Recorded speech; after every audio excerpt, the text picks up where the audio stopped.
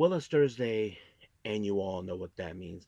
If you probably already know by now, Stardom, as you know, returned to Korakuen Hall just a few days before the upcoming Yokohama event, All Star Dream Queendom, featuring, of course, preliminary matches involving certain title matches, grudge matches, whatnot. So we're going to go from A to Z on this one as well. And then we move on with TNA. As you all know, TNA are in the road to Rebellion. So matches already been drawn. As you know, we have title matches, special matches, but the main event features, of course, Joe Hendry teaming up with Elijah to take on, of course, Joe Hendry's other opponents in a three-way match for the TNA World title, Frankie Kazarian and Ethan Page. However, I guess many can ask, can Ethan Page and Frankie Kazarian coexist? Well, that's a very good question. But also, the biggest concern is Joe Hendry. As you all know, he injured himself not too long ago. But the real question is, will this affect him? We'll just have to pay attention. And then finally, we have Ring of Honor featuring many matches. Of course, there is a proving ground match for the ROH Women's World Television title. So that's something we're going to be paying attention to. But the main event features, of course, an 8-man tag team match. We have Shane Taylor Promotions taking on the combination of Top Flight, AR Fox, and of course, Mark Briscoe. So that's going to be a fun match, as we always expect. But as always, we will cap up our episode usually with our news updates, featuring, of course, what's been happening in the world of pro wrestling, such as what events the promotions are thrown out, who's booked, what matches are set, including developments that are happening in the world of pro wrestling as we speak. So, let's get ready for another episode of the Lead It Wrestle Zone.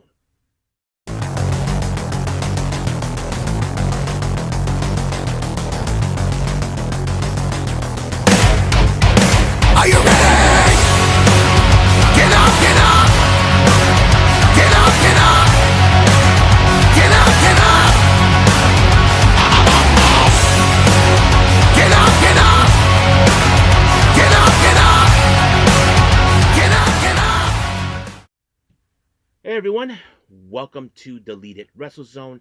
All things that is pro wrestling with AEW, NXT, New Japan Pro Wrestling, TNA, the National Wrestling Alliance, various promotions, wrestlers, matches, and championships. I am your host, J-Rod here. So, if you are new to the channel, welcome. This is a channel where we do a lot of pro wrestling reviews from various promotions, not only here in the United States, but also in Japan, Mexico, Canada, Europe, the UK, anywhere in the world pro wrestling is not as big, but it continues to grow. We also, of course, do more news updates. If certain information was unable to be on this episode, we can either put it on the next one or on a separate video by itself.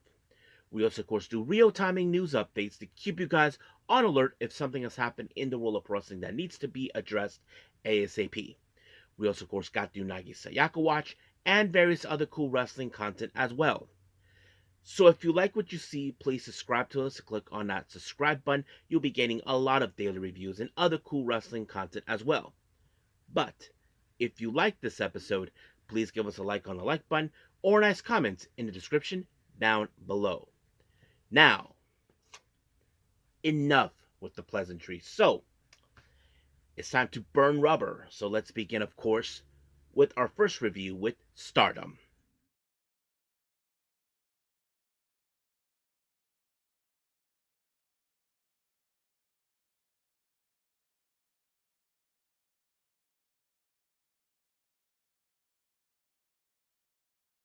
Stardom, Nighter in Korakuen Hall. This is just a recent show they actually put out in Korakuen Hall.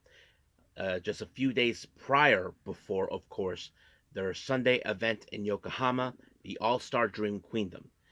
Now, remember, there are a lot of preliminary matches involving for the upcoming event on the 27th of April. So I'll review which ones are those matches preliminary. But first, let's start with our first match. Our first match is an 8-woman tag match.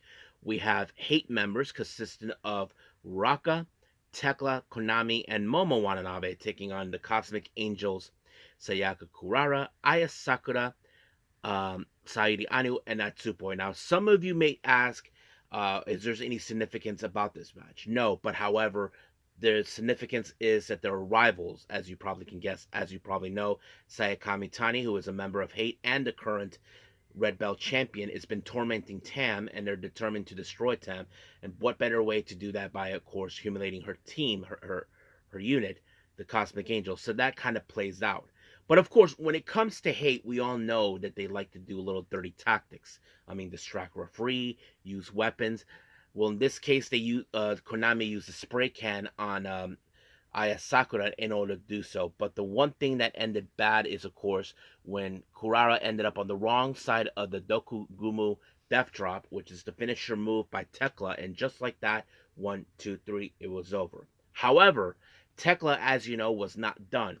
For a while now, she's been determined to have the one thing she desires is to have a match with the Stardom president, Taru Okada. So she's been trying to persuade him to get his butt in the ring. He refused so. However, unexpectedly, our Cinderella tournament winner, Sayaka Kurara, decided to defend him. So she gave her a very interesting stipulation in the post match. She said, if you want Taru Okada, here's the stipulation. If I win, you join Cosmic Angels since you like to brag about how dirty we are. But if you win, you get Taru Okada. So basically, that was the stipulation. So this is something similar to what Mina Shirakawa did. But the real question is, can Kurara deliver? That is a good, honest question. So we will see what happens. So I'm assuming this match could happen at Yokohama. So I don't know if that's officially, but we'll see what happens. So just stay tuned for that. Our next match, we have, of course, the rookie Yuria Him taking on Momo Kogo. Now, of course, many of you know that Yuria Him is the least experienced in this match. You probably can guess so. Some people can say in this match, this is an easy match for Momo Kogo due to the fact that, those who know this, behind the scenes, she does have health concerns and she intends to not push too much, but she likes to entertain people. And not to mention, she was able to pull up the match when she applies the Nectar Peach, and just like that, 1, 2, 3 is over. Now, we haven't determined yet what Yuria Him will do now. She hasn't determined if there's any unit she's determined to join, but there are those who speculate maybe she'll join EXV. There are those who are saying Cosmic Angels, others Stars. We don't know. But we'll see what happens until then. Now, our next match, we have a bit of a God's Eye showdown, but this one is part of the preliminary match between two members of God's Eye. Team number one, we have Rana Yagami teaming up with her, of course, her tag team partner from last year's Goddess of Tag League, Tomoka Inaba, taking on, of course, Lady C and Hina. Now, the reason this is a preliminary match, Hina, as you all know, is the future of Stardom champion. And Rana Yagami, as you know, as a rookie herself, who with almost 3 years of less of a 3 year experience, issued the challenge. So that plays out in her favor. However, I think in many preliminary matches, we ask ourselves who will get the momentum walking into, of course, the big event. Well, we've been seeing that back and forth with both ladies. But the real question on this match, who will walk out with the momentum? So will it be Hina or will it be Rana Yagami? So I think in this match, anything could go possible. I mean, we have seen how both teams are in some capacity. I mean, Rana Yagami has teamed up with Tomoka Inaba last year in God's Tag League, and Hina and Lady C are former members of Queen's Quest, and they teamed up before too. But unfortunately, in this match, it was Rana Yagami who walked away with the win when she applied the buzzsaw kick, and just like that, 1, 2, 3, it was done. So the momentum goes straight up to Rana Yagami. But I guess many people, especially you guys, would ask yourself, is it a possibility that Rana Yagami could retain the belt? That's a very good question. I mean, we know that Hina, who is, of course, below the 21-year mark, has more experience than her. But we just have to wait and see what happens when we get to, of course, Yokohama. Now, moving on. Our next match, we have Hate members consistent of Fukigen Death, Azusa Inaba, and Rina taking on a very interesting makeshift team. We have Akira Kuragane, Tabitha from CML, and of course, Cosmic Angel member Yuna Mizumori. So it's a very unusual team up. Now, keep in mind, guys, Akira Kurigane is currently, just like Yuri Him, not involved in any faction whatsoever. As for Tabitha, she's not involved with any faction, but she has teamed up with various people. And not to mention, she's been been touring with Stardom for quite some time now. But I have to say she has been, it's still undetermined whether she will be in any faction yet. But we all know Yuna Mizumori. She is in fact a powerhouse.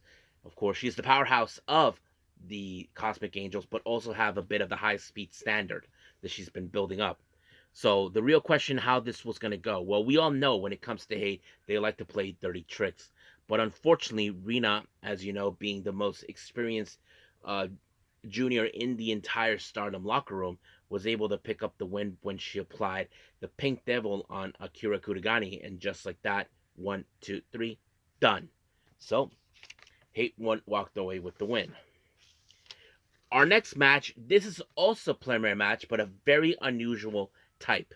It's a 6-woman tag team match. Team number 1, we have the leader of God's Eye teaming up with, of course, the current Goddess Tag Team Champions, Wingori, and also members of Stars, Hanan and Saya Ada. So some of you may question why. Well, the face facts is that all 3 of these ladies are facing the core members of Stars. First, we have, of course, Koguma and Azuki, who, as you all know, are being the challengers for the Goddess Tag titles. And, of course, Mayu Iwatani, who is the current IWGP Women's Championship, which Sudi is the challenger. So you can see how this is in some capacity. I mean, Momo Kogo was not involved in this match, but it would make sense about this match. Now, I don't think Shuri cares who she teams up as long as she might get the win. But unfortunately, that did not go in any favor because it was Koguma who, in fact, picked up the win when she applied the diving body press onto Ida. And just like that, 1, 2, 3, momentum goes to Iwatani, Ozuki, and Koguma. But the real question is how this was going to play out in Yokohama. Well, we don't know. I mean, we see things change, some things become spectacular. We just have to wait and see when we get there. Our next match, this is a very interesting one. We have the ladies from, of course, Sendai Girls making their presence known. We have Yuna, Yurika Oka, and of course, Team 200 Kilogram, consistent of you, and of course, the Sendai Girls World Champion, Big Hash herself, Chihiro Hashimoto, taking on EXV, Rian, Hanako, Waka Tsukiyama, and Maika. Now, for those who don't know, this is also a preliminary match. Reason is this: in recently, we have witnessed, of course, Maika and Hanako been making appearances in Sendai Girls recently this year. However, she took aim for the Sendai Girls World title that, of course, currently Hashimoto has in her possession. So she put herself as the challenger, but the belt will be defended in Yokohama as well. So basically, this is a battle between Stardom and Sendai Girls, which is an interesting combination. Nothing compare what's going on with Marvelous and Mighty Gold recently, but you can guess how this was going to go down. Now, of course, X Factor of here is Rian, who is currently, of course, the least experienced in this team. Hanako, well, she probably is reaching her 3rd-year mark. Waka, well, she already surpassed her 3-year mark, but she's not yet in that same kind of level like any other person. And then there's Maika, who is the bit of a powerhouse. But you look at Sendai Girls, Yuna, also much like Rian, bit of the 3-year less experience. Yurika Oka, well, former tag champion and all that. And Team 200 Kilogram, one of the biggest powerhouses in the Yoshi world. So you can guess how this was going to go. And that played out pretty well because, unfortunately, Waka ended up in the wrong side, of course, of the last ride by Hashimoto. And just like that, 1, 2, 3, done. But as soon as the match was over, Hashimoto put out a post-match promo talking to Maika, but she also made some remarks to Hanako. So I don't know exactly what she said to her, but it seems like Hashimoto might be criticizing the type of person Maika is. But Maika doesn't back down from trash talk or from whoever stands in her way. But we'll see what happens until then.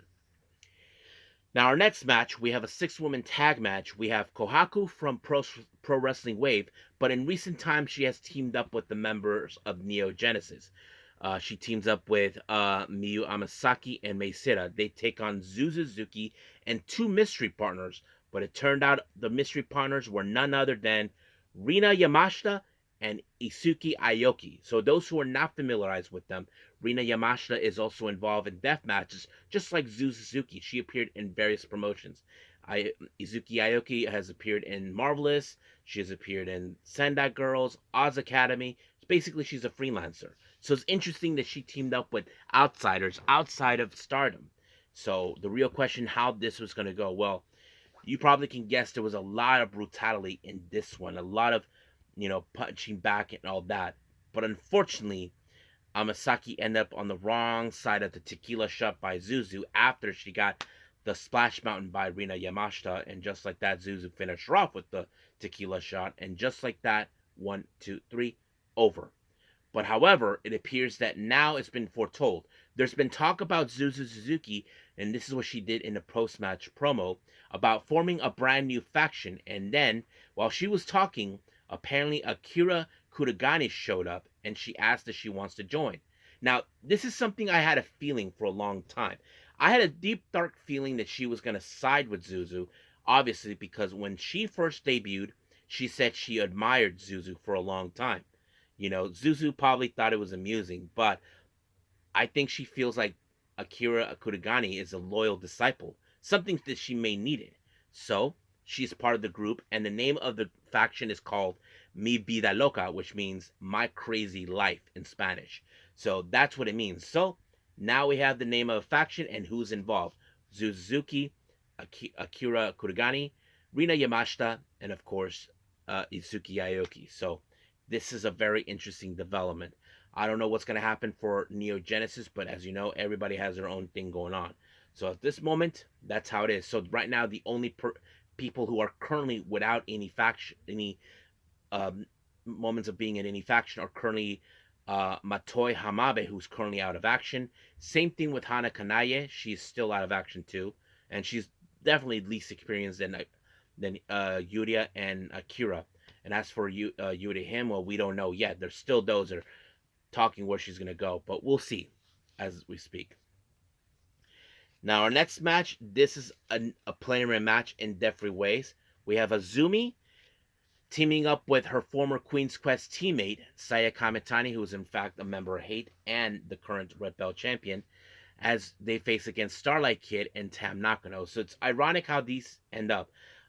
Starlight Kid is the current white belt champion. She'll be defending the belt against Azumi, while Tam is the one who'll be facing Saya Kamitani for the title in a career versus career match. So that kind of sets it up. So the real question is who will walk out as the victor and get the momentum. Now, Kamitani in recent time has been tormenting Tam Nakano to prove her point that the real person, in her honest opinion, who will disappear forever will be her. She doesn't honestly believe that it's going to be her. But, of course, Tam Nakano was not going to let this happen. She will do whatever it takes to win that match and make sure that Stardom is in a good place without Kamitani and the rest of Hate causing shenanigans. But unfortunately, this match ended in a 20-minute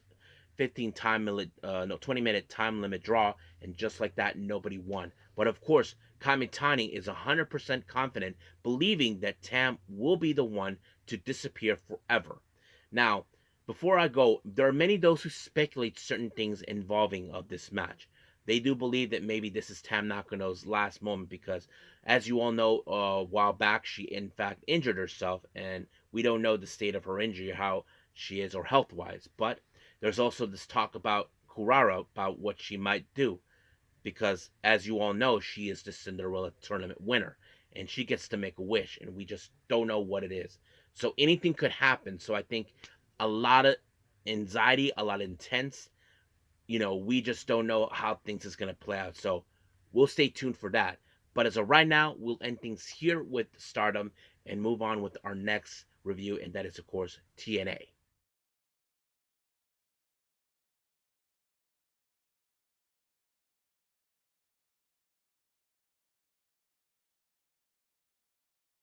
Okay, TNA.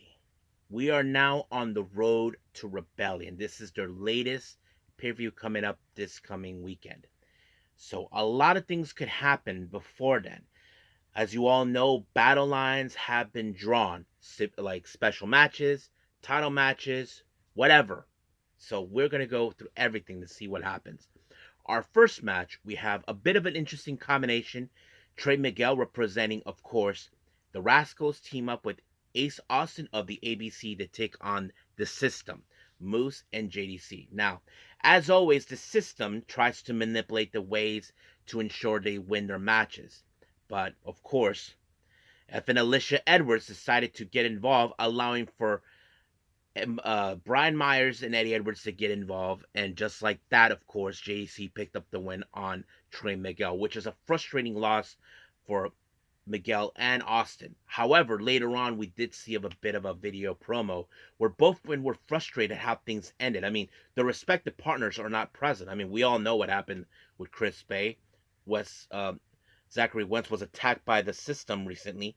But however, it seems that Trey Miguel had a little interesting call with someone who many of us know in the wrestling world, more specifically WCW and WWE. We're talking about Sean Waltman. So he'll be showing up next week.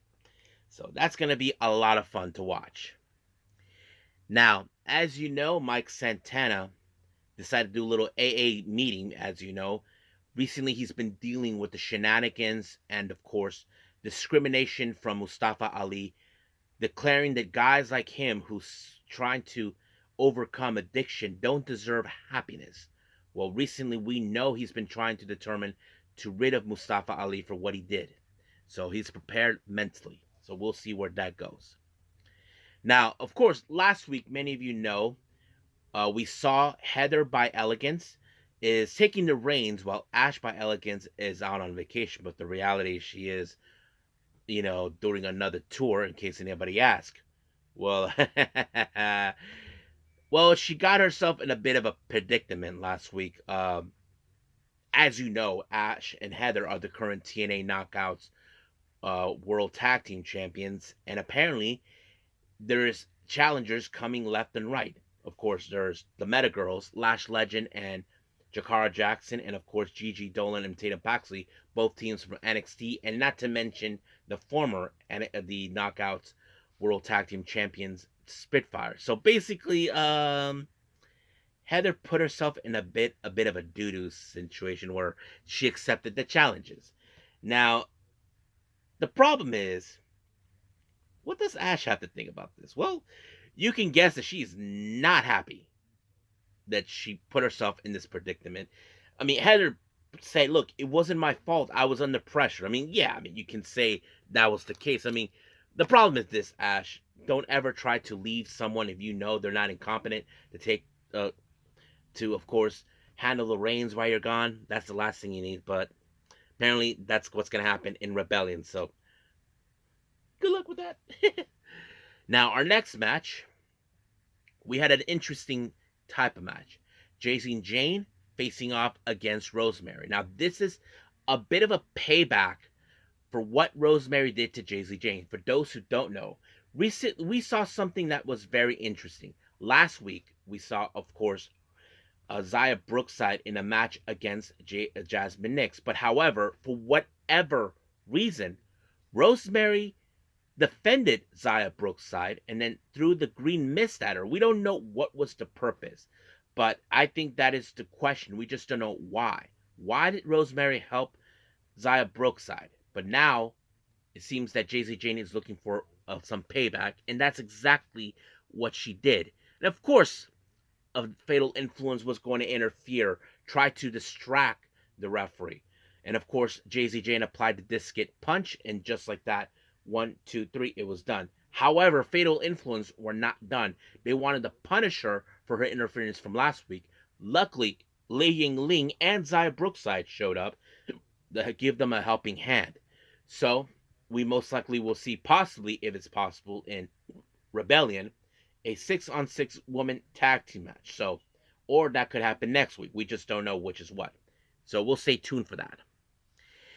Now, we all know seen what goes on in the Hardy compound. Well, As you know, the Hardys are now in a big war against the Meneth brothers, Ryan and Nick Meneth. As you all know, back what happened in Sacrifice, Nick Meneth attacked Matt Hardy and of course leaving the whole thing. And now the TNA tag team titles are on the line in Rebellion, so they went down there. The Meneth brothers they went to the Hardy compound to deal with the matter. Well, a lot of shenanigans happen in there. I mean, the good kind, not the bad kind. For but out of things that went haywire, it appears that the Meneth brothers took matters in their own hands and took the TNA tag team belts. So we don't know if they declared themselves as the winners by the time we get to Rebellion, or they just take those belts regardless. So that's something we will see. Our next match, we have Tessa Blanchard versus Misa Kate. Now, before this match, it was foretold that Tessa Blanchard went to the training facility to, of course, to hurt Masha Slavich's mentor. I forgot his name, and right in front of her. But Masha is pissed with as hell. And of course, you can guess this match ended with Masha when she applied the buzzsaw kick. However, Masha decided to to show her who's boss because of course she went there for payback for attacking her mentor. And of course, we will see what happens. As you know, this is a match where it leads to Rebellion. Masha defends the TNA Knockouts World Title against her in Rebellion. So we'll see what happens from there. Now, Steve Maclin, as you know, has been dealing with his own type of not predicament, but more like understanding what's going on. As you know, Eric Young took control of the Northern Armory, and as you know, recently, Steve Maclin is the brand new TNA International Championship with Eric Young. So it appears now the roads lead now to Rebellion for those two. So Steve Maclin will make his first official defense against Eric Young for the TNA International Championship. So we'll see where that goes from there. Now, our main event features Frankie Kazarian and Ethan Page. As you all know, these two men made their call the challenge for the TNA World Title. As you know, Frankie Kazarian is the Bound for Glory Call Your Shot Gauntlet winner, so he called the shot. However, Ethan Page took the call from Joe Hendry, saying when Joe Hendry said, "I will accept any challenge from anyone from any company," and of course, Ethan Page made the call, so it became official. It was going to be a three-way, and they face against Elijah and Joe Hendry. Now, factors of this match may ask, okay, can Kazarian and Ethan Page coexist? Well, for them, it will be nothing more every man for themselves. Elijah and Joe Hendry, as you know, they have coexisted very well. But unfortunately, Joe Hendry's shoulder has been giving out on him.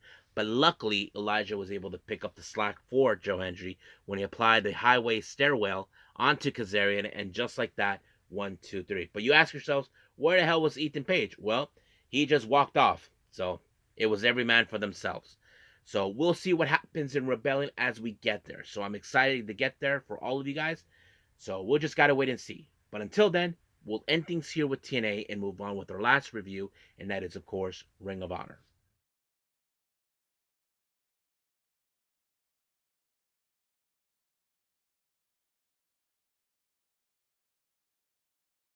Okay, our last review, Ring of Honor. Well, just to put on notice that nothing too special, but this one was a very short one that I watched, like less than an hour. But let's start how it began. It started out with a combination of an 8-man tag match. We have the members of the Premier Athletes, consisting of Tony Nese and Arya Daivari, along with that weasel, Smart Mark Sterling. They team up with, of course, the Righteous, Dutch and Vincent, who we haven't seen for quite some time. They take on the combination of Spanish Announce Project, Serpentico and Angelico. They team up with the return of the Kingdom, consisting of Matt Taven and Mike Bennett. A very interesting combination, not by that, but the match itself was good. It started out great. Of course, when it comes to the shenanigans with Mark Smart Sterling, that's always been a problem. But the best part is, of course, Taven and Bennett decided to give him a super kick, but that might have cost him. But Serpentico, on the other hand, he was no match with the combination forces of the Righteous when, of course, Vincent applied the Autumn Sunshine on him, and just like that, 1, 2, 3, it was over. However, there is no friendship between both the Righteous and the Premier Athletes because, of course, the Righteous are their own thing. So, I mean, Spark Mercer could say it's a win, but the credit goes to the Righteous, if you know what I mean. So that's how it goes. Now, anyway, moving on, we have, of course, the return of Crowbar. Many of you may know him from ECW. So he made his return, but he faces against Lance Archer. But the one thing that was funny is Crowbar had an actual crowbar. He was intending to bring back the ECW ways. Well, it did not work in his favor. But of course, he fought valiantly until, of course, Lance Archer put him into what we know as the blackout. And just like that, everybody dies. 1, 2, 3, done. Now, our next match is a proving ground match for the ROH World Television title. We had Red Velvet taking on Ashley Voss. Many of you don't know Ashley Voss. In this one, I kind of failed to mention about Ashley Voss, those who don't know. Ashley Voss recently got married in Las Vegas to her partner. Those who don't know, she is, of course, you know, had a female partner and they got married. So congratulations, Ashley Voss. So I thought it was a pretty good thing. So anyway, so many people probably will say this match will go to Red Velvet because A, she's the champion. Yeah, I mean Ashley Voss did apply the hook on her, but apparently this match ended with a very interesting roundhouse kick onto, of course, to Ashley Voss, and just like that, 1, 2, 3, it was over. However, during the post-match, well, apparently the number one contender for the ROH Women's World Television title is going to be, of course, coming from CMLL, La Catalina. So basically, she is the challenger. And I'm sure Red Velvet is not happy with the idea, but it is what it is. Now, as you all know, recently there's going to be a brand new title in Ring of Honor, the Ring of Honor Women's Pure Wrestling Championship. So there's already wrestlers lining up. We have, of course, Layla Gray, Deonna Purrazzo, Tail Valkyrie. We know Serena Deeb and Queen Aminata will be involved in that too, so can't wait to see it. I'm sure the crowning will happen, of course, around how do I say this? During Super Card of Honor, so we'll stay tuned for that.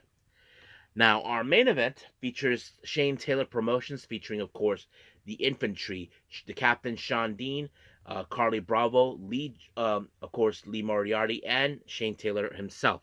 They take on the combination of AR Fox, Top Flight, Dante Martin, and Darius and Dante Martin, along with, of course, Mark Briscoe. So, now, as you know, Shane Taylor always acts like he's the toughest, but when it comes to Mark Briscoe, well, he does not back down from a fight. So you know there's going to be some interesting moments with Mark Briscoe. And of course, there'll be some tactics from the Infantry to ensure the match will go in their favor. But things did not go well at all because, of course, the person who ended up taking the fall was none other than the Captain Sean Dean when he ended up on the wrong side of the J Driller Bart Mark Briscoe. And just like that, 1, 2, 3, done. It was over. So, AR Fox, Top Flight, and Briscoe picked up the win. So that's pretty much what happened on Ring of Honor. Like I said, it was a very short one, but it was a lot of fun. So as of right now, we are officially done with reviews. Let's move on with our last and final thing, news updates.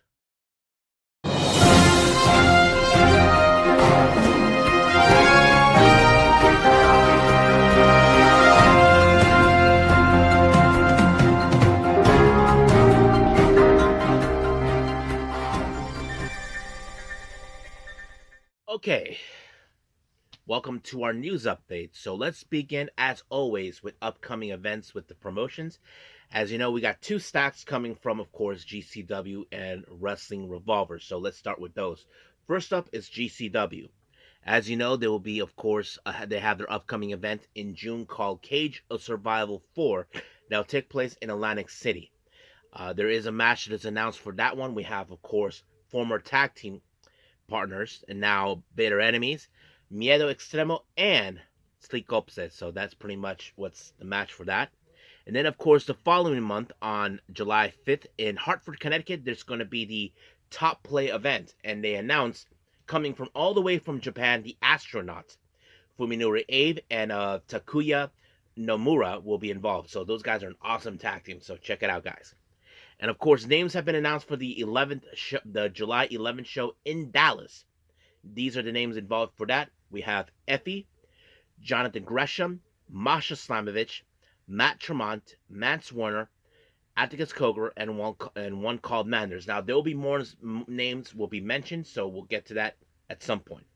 Now on to Wrestling Revolver updates. Two things have been announced. As you know, on May 17th, they'll be having their next show, Let Us Cook. There's going to be a match called Pick Your Poison. Matthew Palmer will be in action to take on Steve Macklin. And of course, Wrestling Revolver will be making their return to Texas. No yet has been determined what location, what place, but the date has been announced on June 28th. So more information will be announced later on. Now, later on this Sunday, as you know, by the same time as Stardom has their big show, MARIGOLD will be in Nagoya having their upcoming event. But this match was already been announced, but it's now been official. Nanane Takahashi, as you all know, who will be retiring next month, will be facing a former Stardom alumni who later became a freelancer. We're talking about Jungle Kiona. That's right, we haven't seen her.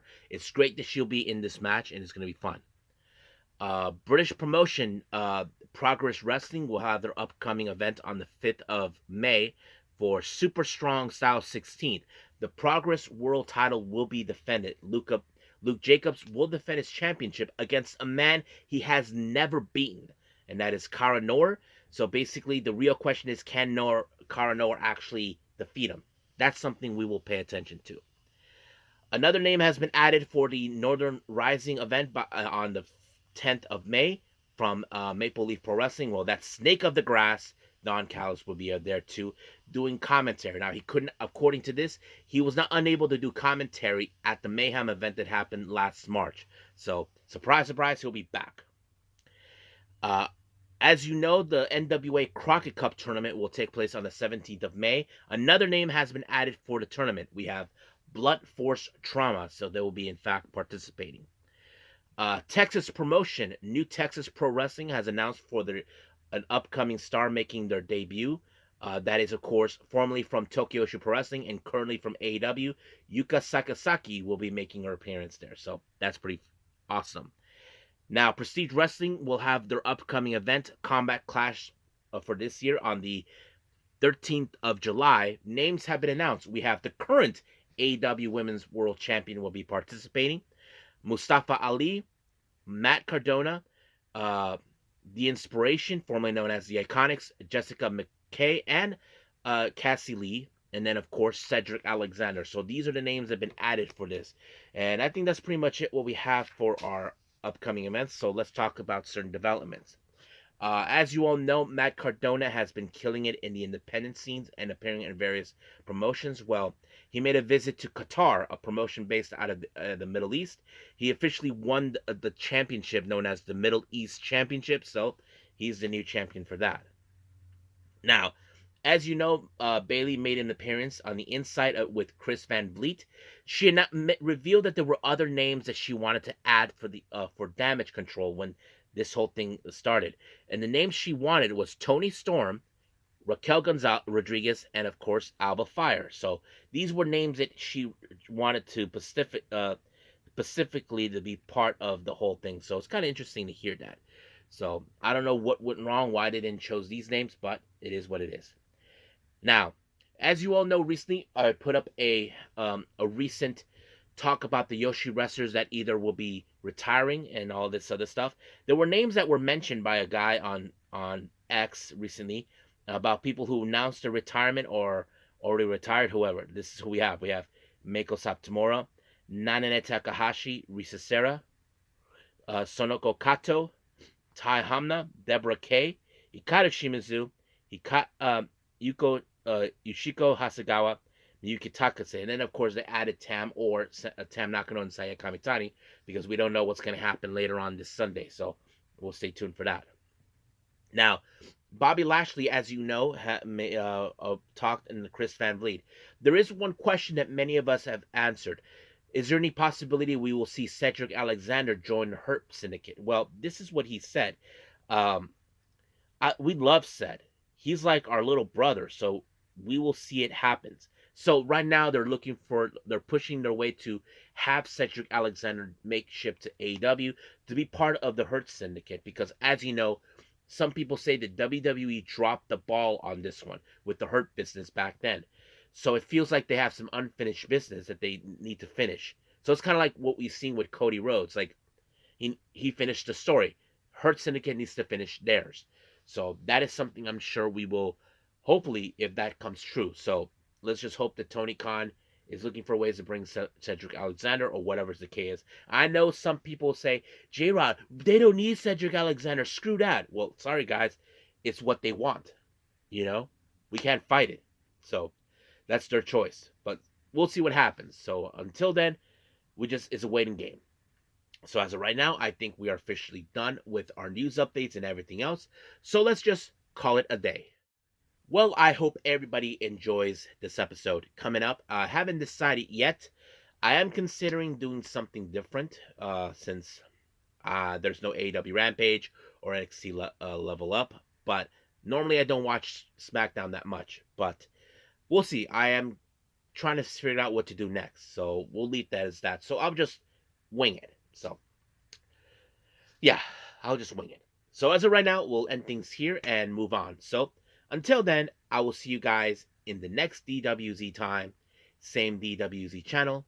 I must bid all of you adieu. So, goodbye. And have a nice day. Bang.